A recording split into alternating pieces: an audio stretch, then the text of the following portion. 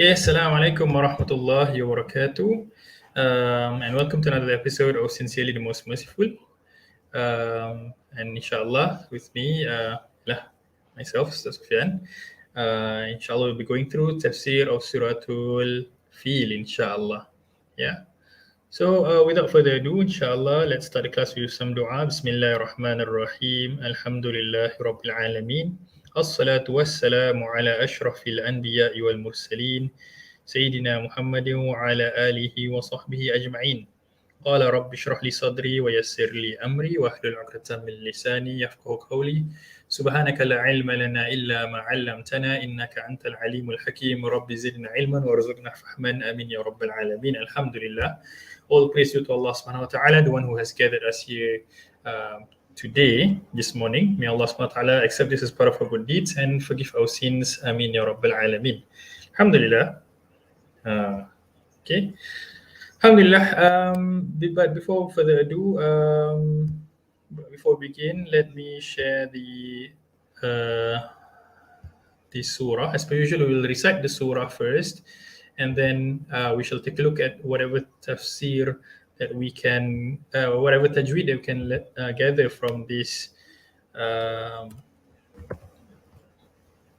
From the reading, and then we shall continue with the tafsir of the surah, inshallah.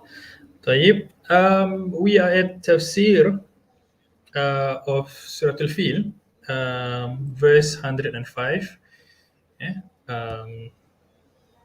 Let me just pull it up on the full screen.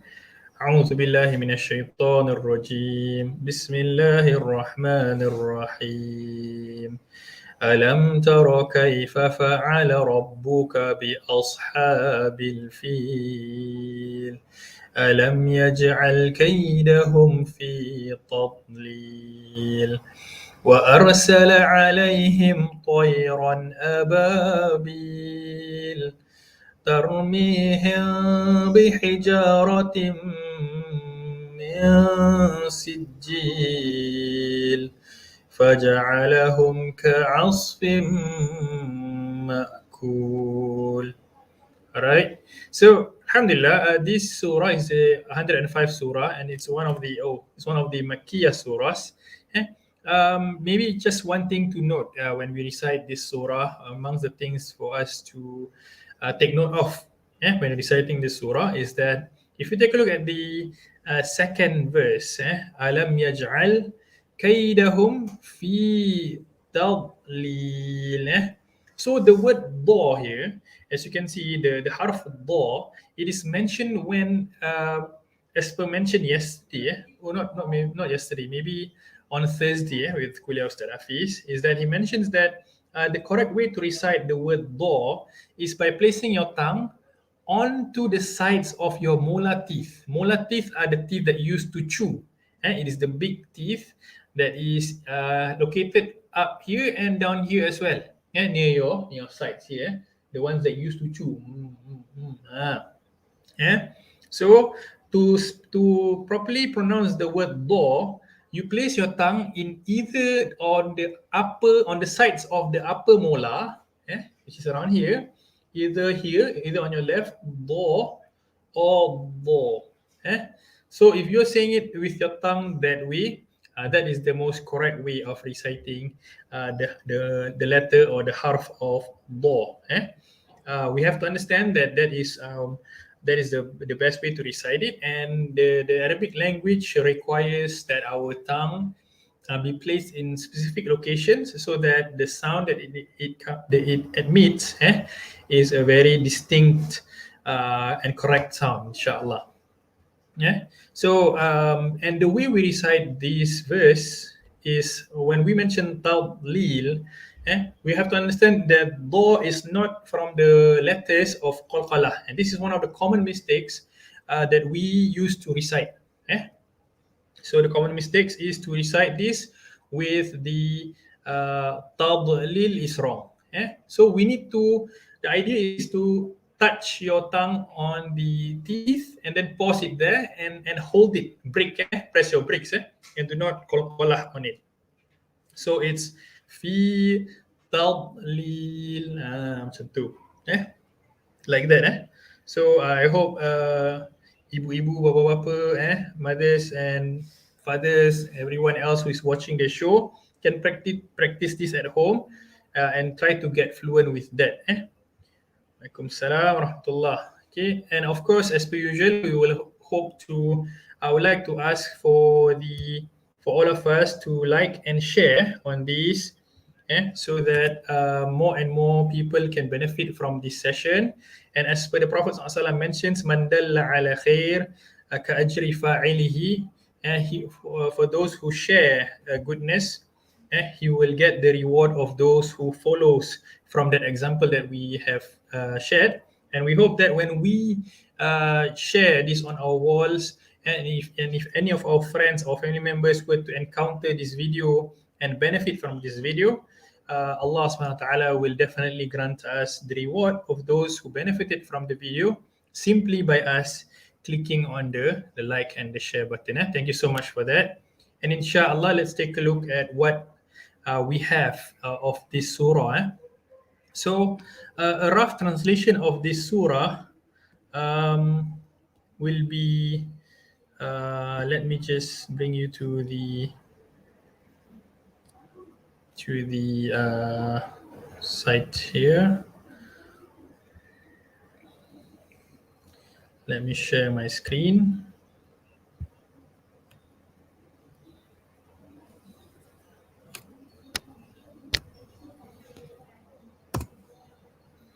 Okay, so if you were to take a look, it is number one, it means, have you not seen how your Lord dealt with the owners of the elephant? Ashab al-fil. Ashab al-fil can be translated to people of the elephant, or the elephants, the soldiers of the elephants. Then we shall learn more about that later on. Point number two, did you not see? Alam tara kaifa fa'ala rabbuka bi ashabil fil? Have you not seen how your Lord dealt with the people of the elephant? And then verse number two, did he not make their plot go astray? Tadlil, go astray. وَأَرْسَلَ عَلَيْهِمْ, and he sent against them birds. وَأَرْسَلَ عَلَيْهِمْ طَيْرًا, birds, ababil, in flocks. And we shall see later on what is meant by the word ababil and what happened during that day. And number four, striking them, tarmihim bihijaratin min sijil. These birds, they carry with them stones of sijil. And we shall learn about that later on. And question number five is فَجَعَلَهُمْ كَعَصْفٍ مَأْكُولٍ, and he made them like asfim ma'kul. Asfim ma'kul is like how, it's not mentioned here, it's like eaten up food substances. Inshallah, we will delve much more in detail with what actually happened. And inshallah, let's take a look at what really happened on that day. Okay.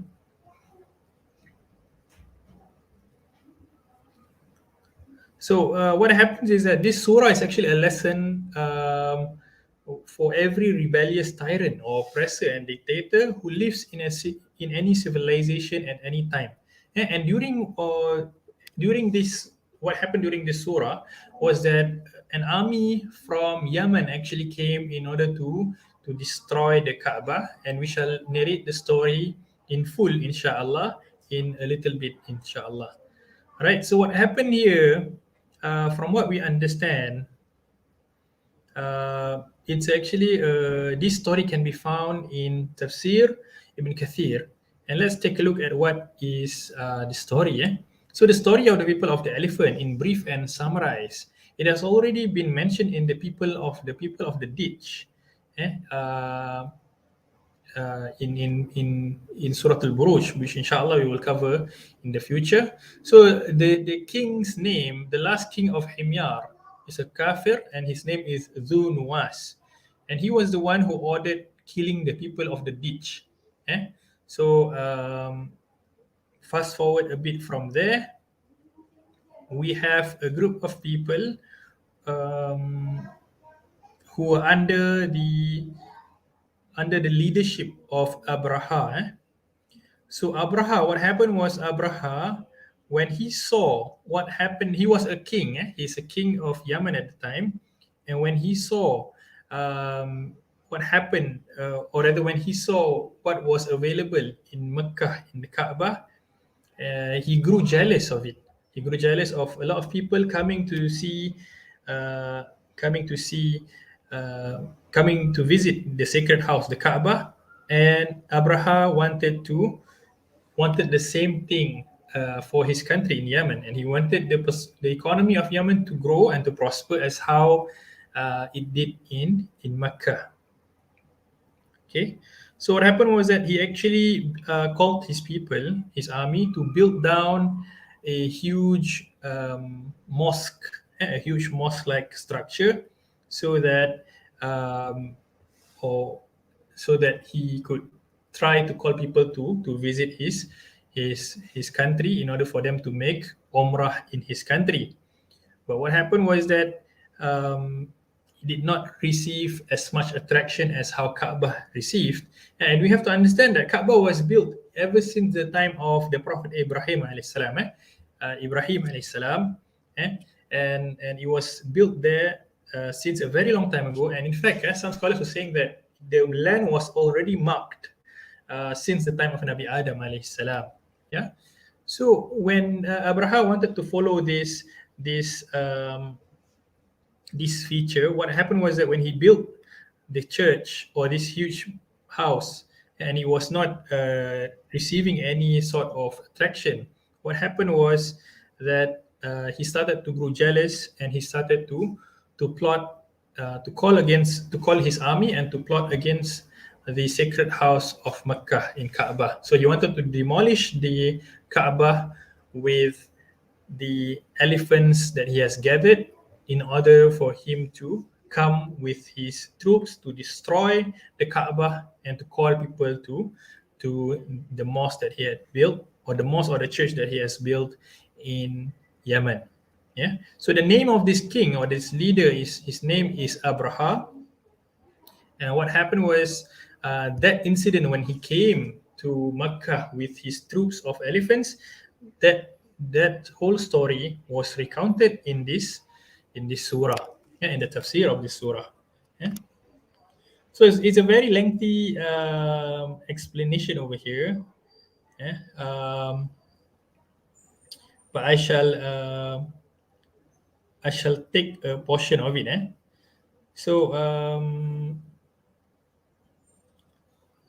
let's start from here.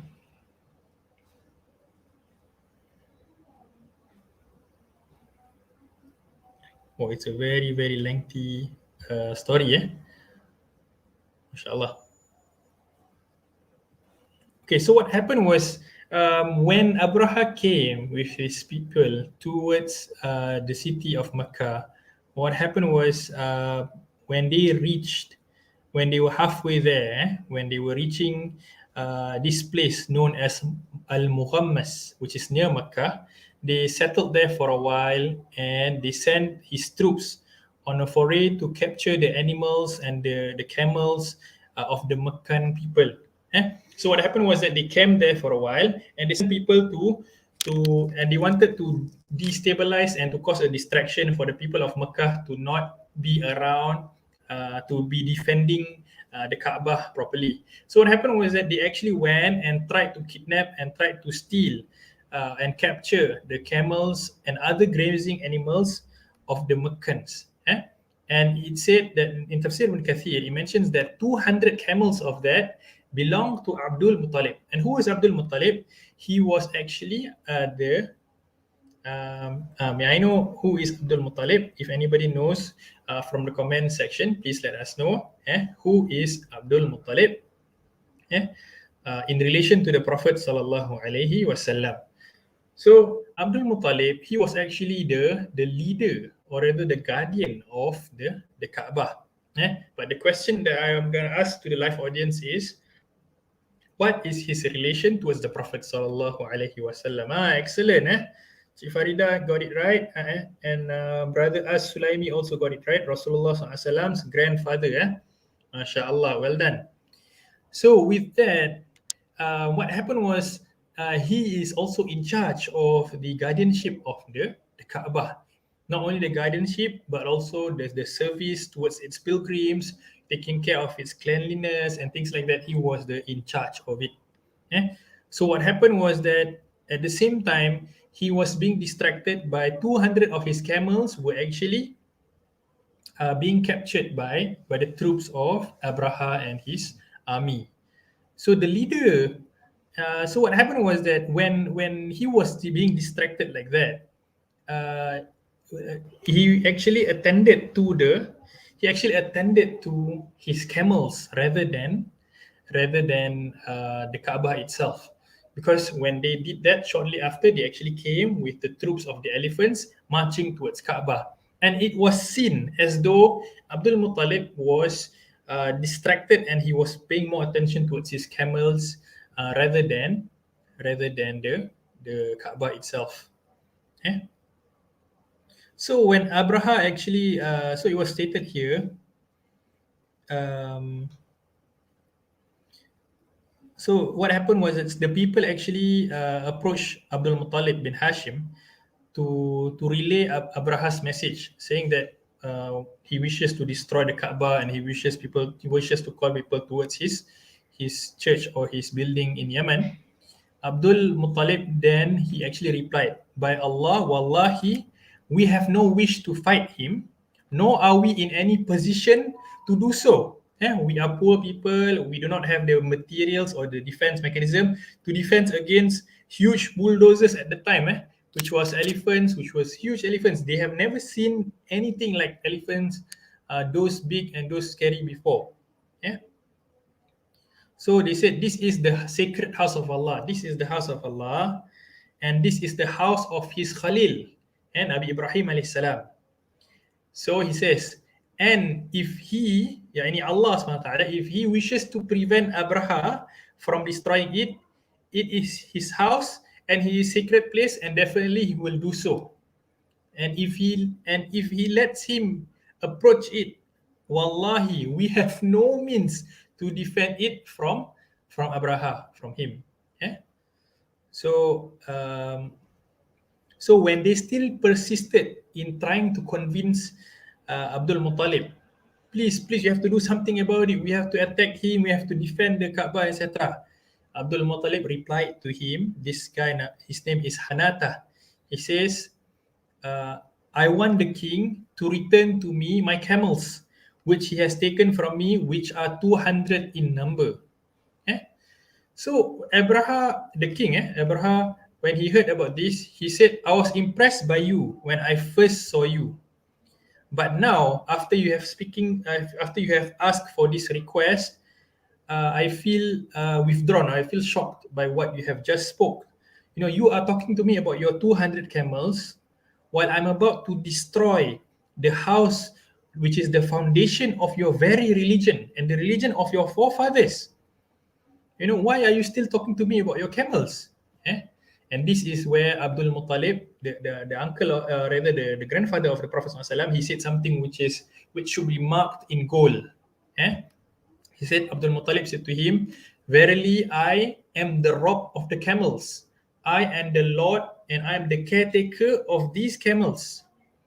As for the house, which is the Kaaba, verily it has its own Lord who will take care of it and defend it. MashaAllah, this should be highlighted in gold.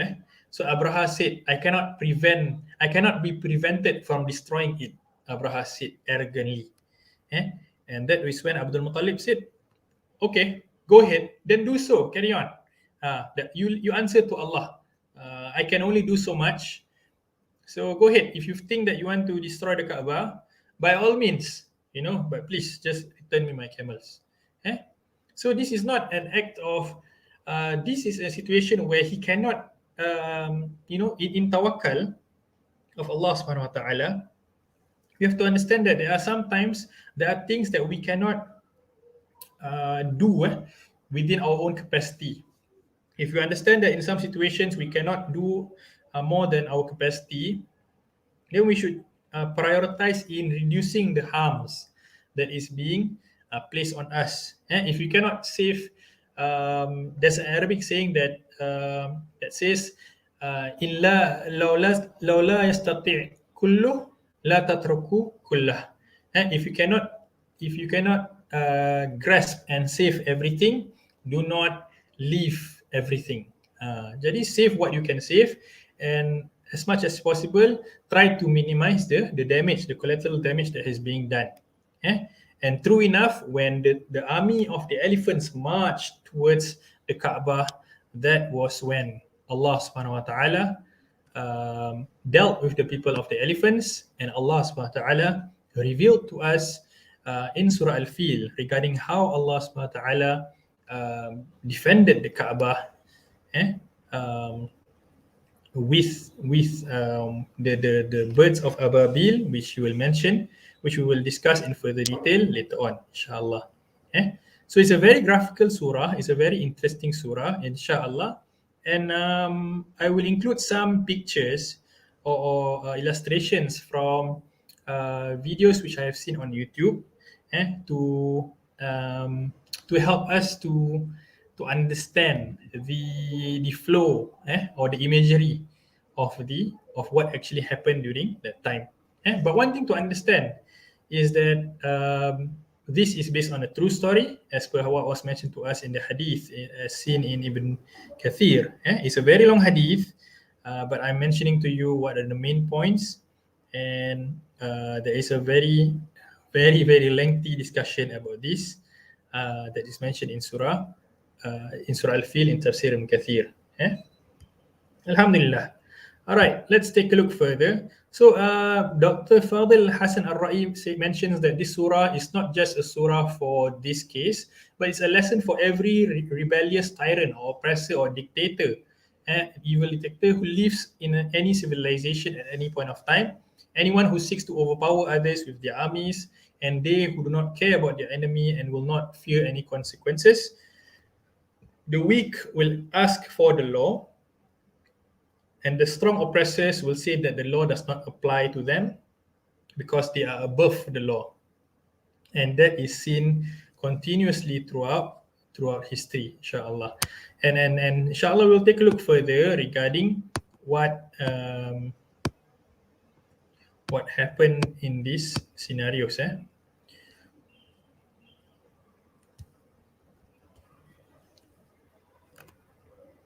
Inshallah.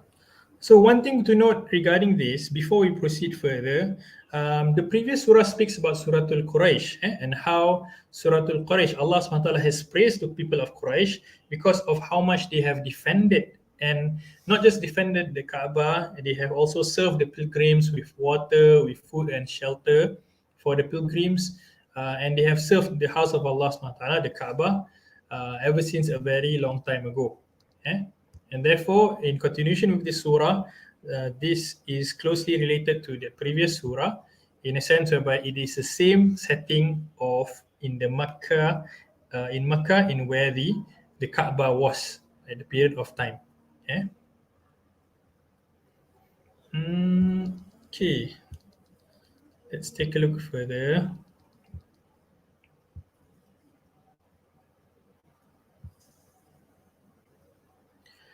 All right, let me share my screen.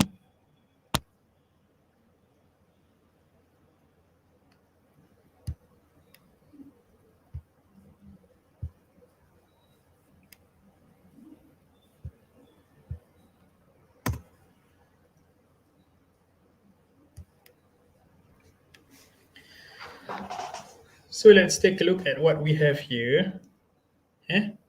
So in the first verse, Allah SWT says, Alam tara kayfa fa'ala rabbuka bi ashabil fil.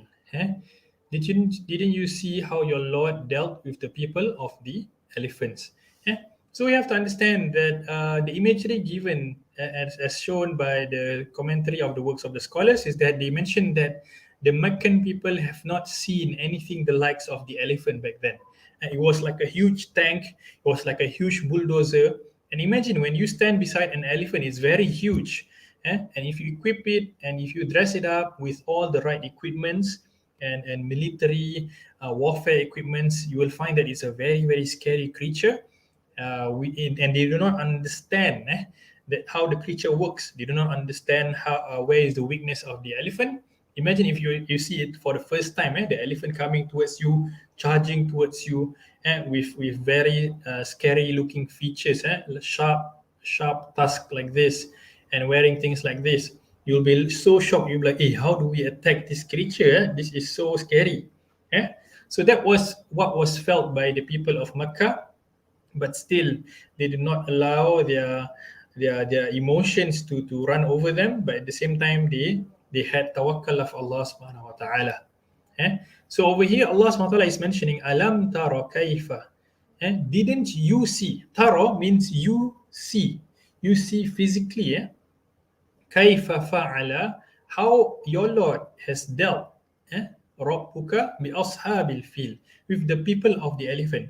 Now, the word ashab here is ashab comes from the word sahaba, but which is the companions or the people who are involved or people who are related to that thing. Yeah. So, but in Arabic we call this. We do not mention that they are not necessarily the companions of the elephant, or they are not necessarily the friends of the elephants, but rather they are the people who are related to the elephants, or rather we can call them the people of the elephant, the people who are riding the elephant, etc. So these are the troops and the soldiers of Abraha, as marked here, and this is the imagery, the rough imagery lah of what happened during that time. They were coming in huge elephants, and they were coming to come and destroy the Kaabah. So we mentioned here, is mentioned that alam tara kayfa fa'ala rabbuka bi ashabil fil. So in this case, what we can highlight from this is the word alam tara, which is didn't you see, and something to note about tara, it is in actually the tara is actually in the mudari tense, or rather it's the present tense.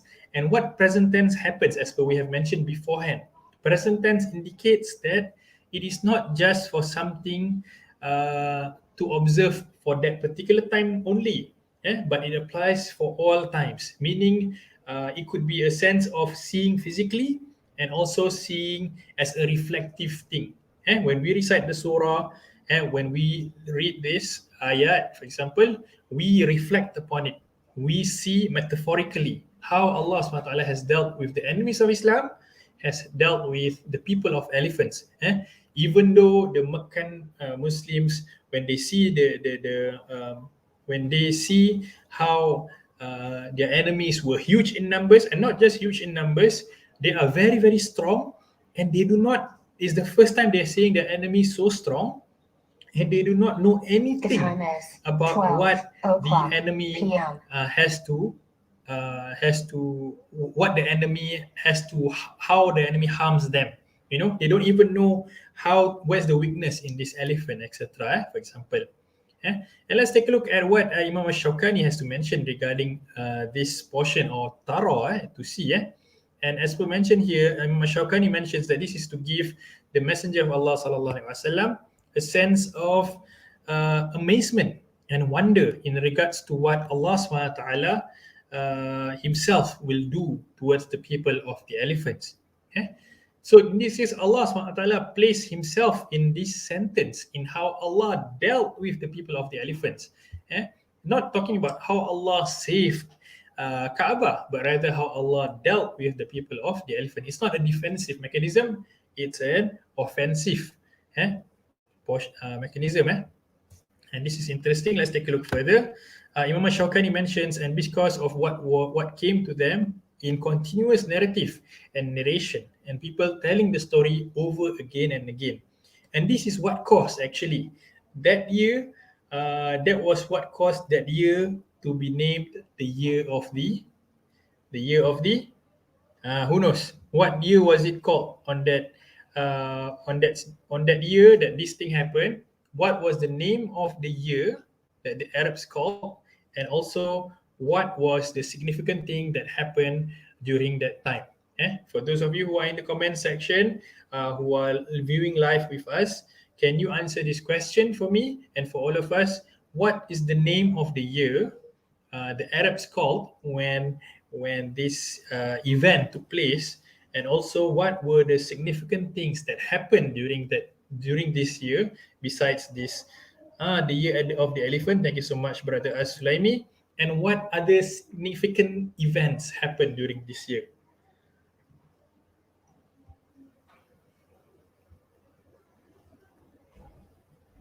Tahun Gajah, thank you so much, well done. When Rasulullah SAW was born, thank you so much, well done everyone. Thank you so much. Answers from Zabar.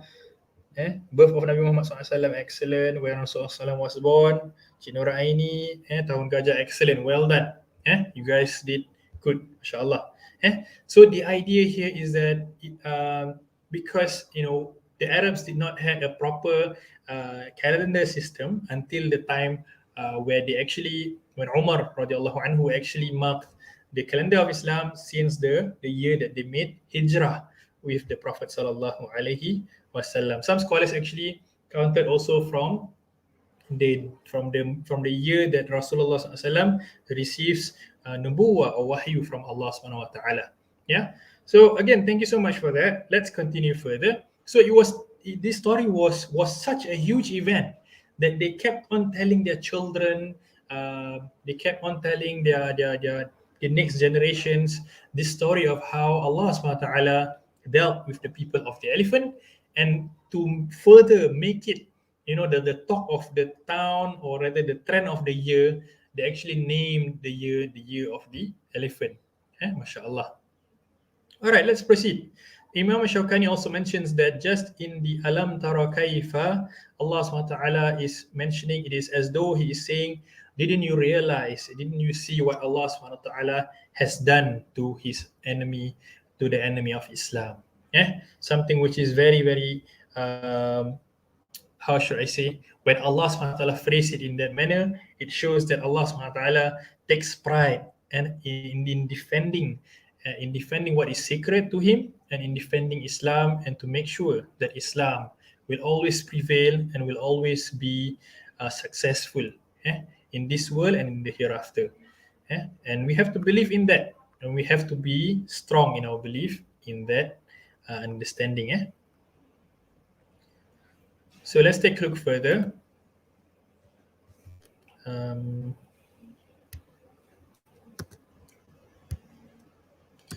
At this point of time, do you guys have any questions in regards to what was shared currently?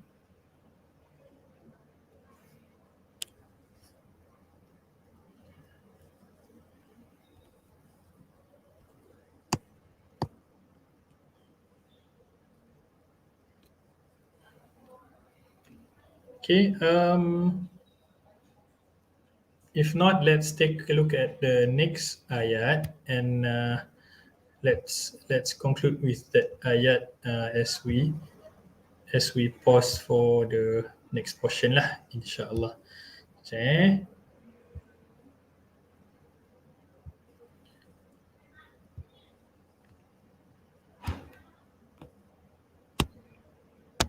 I really do enjoy the artwork that was placed, and how it's a very interesting manner.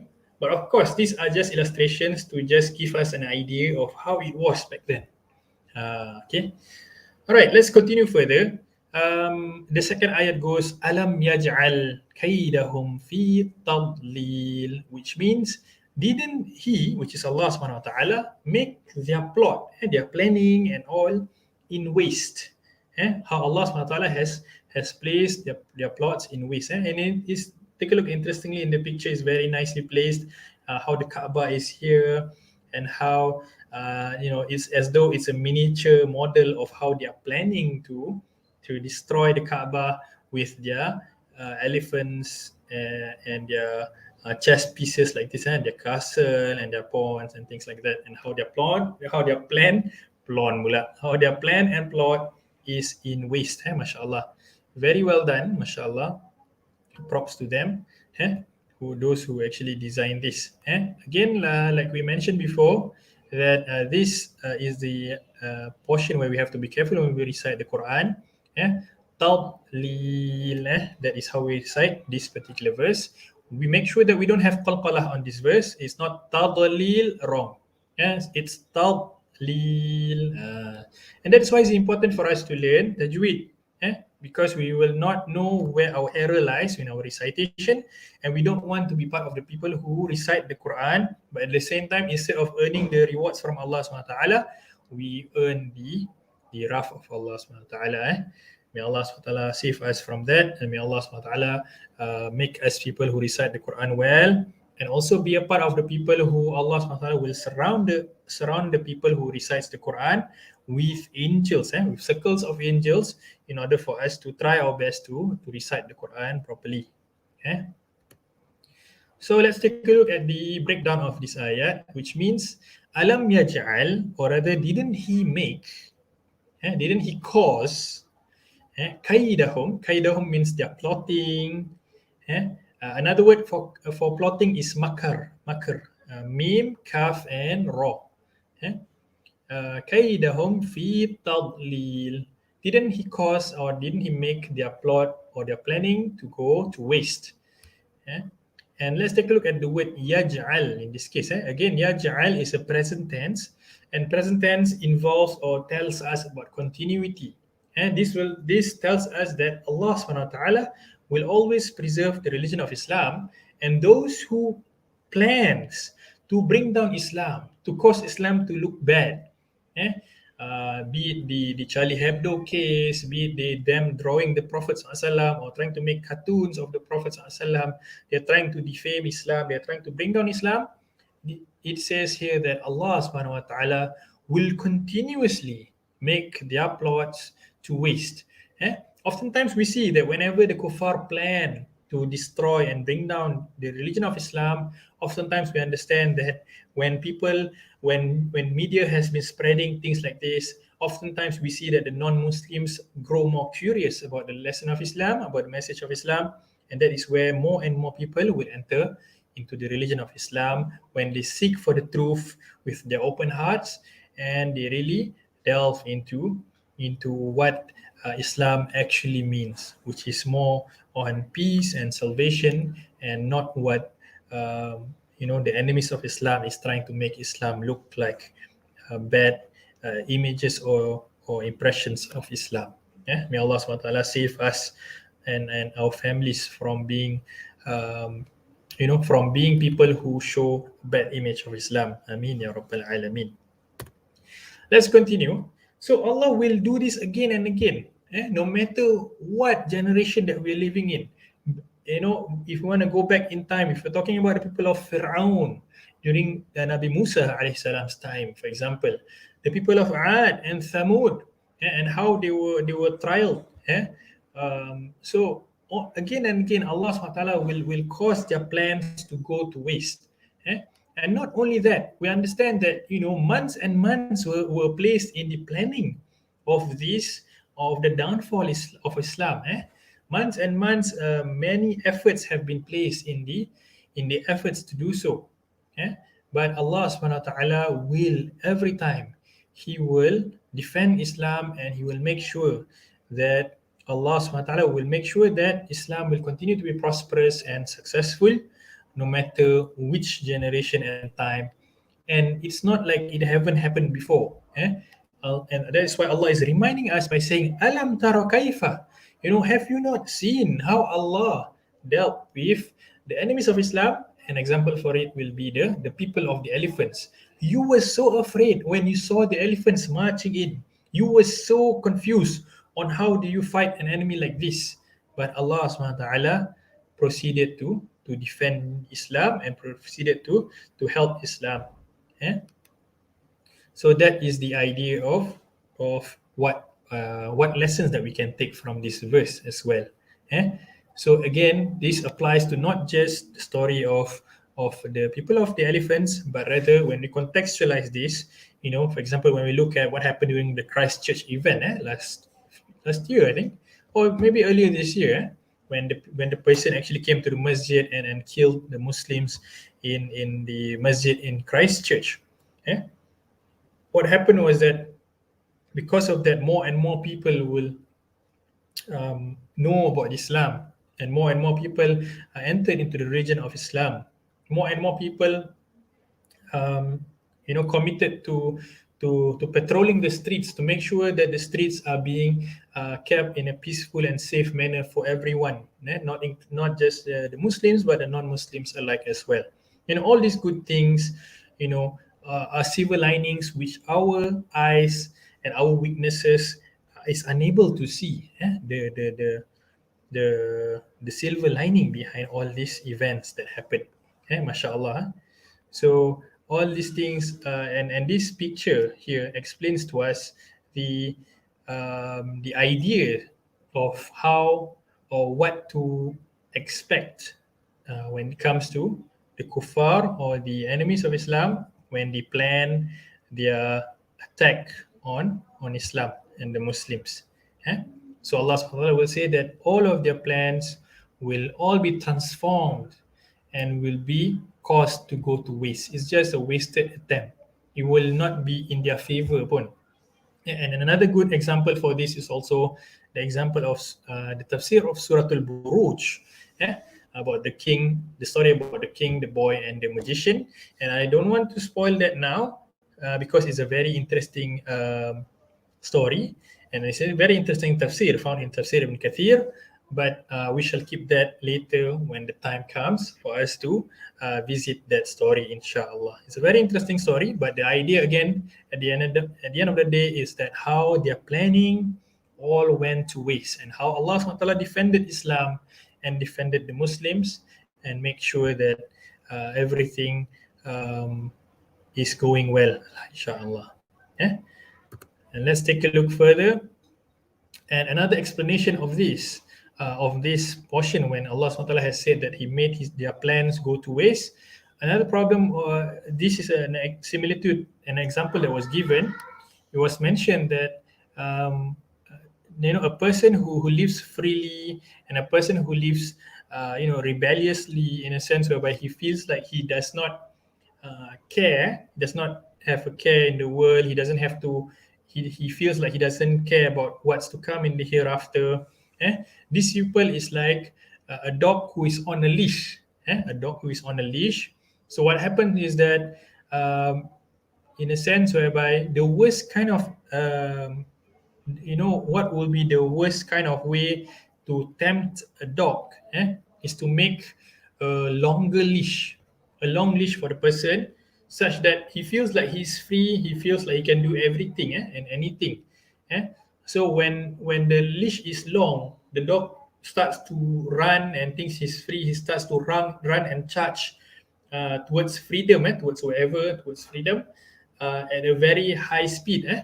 And as soon as the leash or the chain runs short, when there is no more leash for it to run further, it will then snap, and it will cause his neck to be very in such a very, very hard state that the person will feel in so much pain, and the dog or the person might just die. So similarly is the similitude to a person who he thinks that he lives in this world without a accountability, without any ending towards his life. He feels like he can do whatever he wants. He can party day in and day out. He can drink as much as he wants. He can sleep with whoever he or she feels like sleeping with. He can do whatever he wants.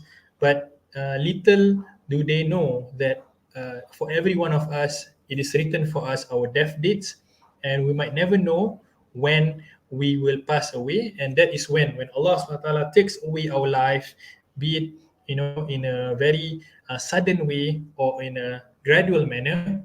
That is when we realize that whatever we're feeling is just a short term lifestyle, and that is when the reality snaps back on our neck, and that's when we realize that it is not as per what we seem, and this dunya is not a place of play. It's a place of testing for us to get into the main home or eternal abode that we want to achieve, which is in Jannah later on after the dunya has ended. So that is all inshallah for today's lesson.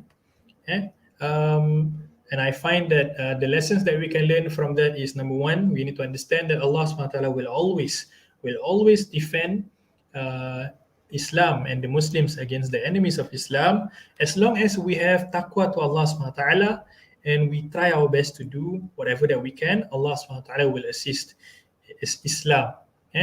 Even without us, Allah subhanahu wa ta'ala will still assist Islam in the manner where we maybe might not expect it to be as such. That's one. Number two, do note that you worry about the things.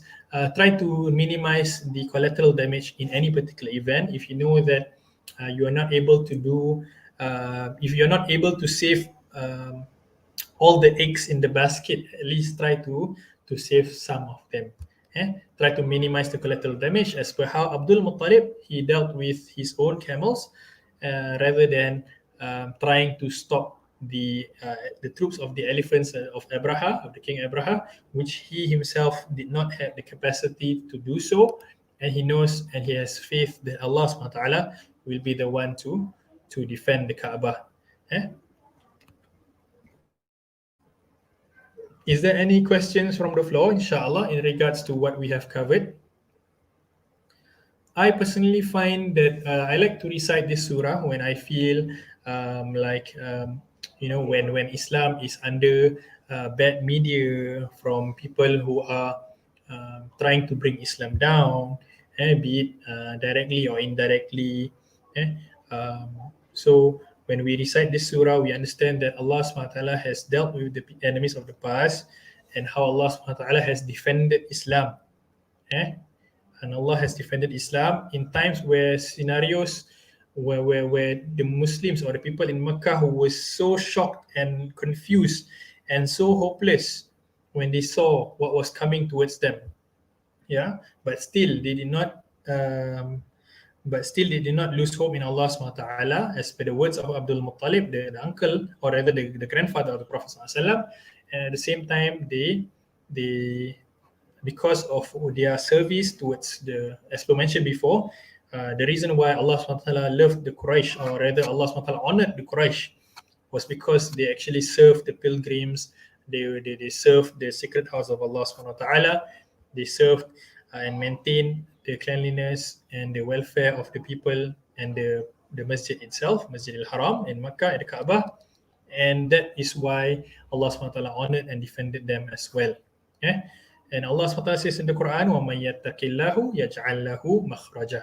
Whoever has taqwa for the sake of Allah subhanahu wa ta'ala, whoever fears Allah subhanahu wa ta'ala, Allah subhanahu wa ta'ala will give him a way out. Allah subhanahu wa ta'ala will grant him a solution in whatever situations that he may be. So that is how we relate to this surah in terms of our lives. We understand that we need to understand that Allah subhanahu wa ta'ala will always defend the Muslims, and Allah subhanahu wa ta'ala will always give us victory when we have taqwa of Allah subhanahu wa ta'ala, when we listen to his commands and stay away from his prohibitions. That will be all, inshallah. So again, I would like to remind all of us to like and share this program. And again, thank you so much for contributing to the da'wah programs that is held by Masjid Maarof. May Allah subhanahu wa ta'ala continue to multiply your good deeds and to multiply your rizq. Thank you so much for your kind donation. May Allah subhanahu wa ta'ala bless you and grant all of us goodness and multiply those the money that we have set aside, the kind donation we have set aside, the time and the efforts to allow and to make sure that the program, the da'wah programs held by the Masjid of Maarof is continually being sustained and being maintained and benefited by the people as well. And may Allah subhanahu wa ta'ala continue to reward you with goodness in this world and in the hereafter. Ameen ya Rabbil Alameen. If there's no question from the floor, we will close the class with Tasbih Kafarah and Surah Al-Asr. Subhanakallahumma wa bihamdika ashhadu an la ilaha illa anta astaghfiruka wa atubu ilaik. Bismillahir Rahmanir Rahim.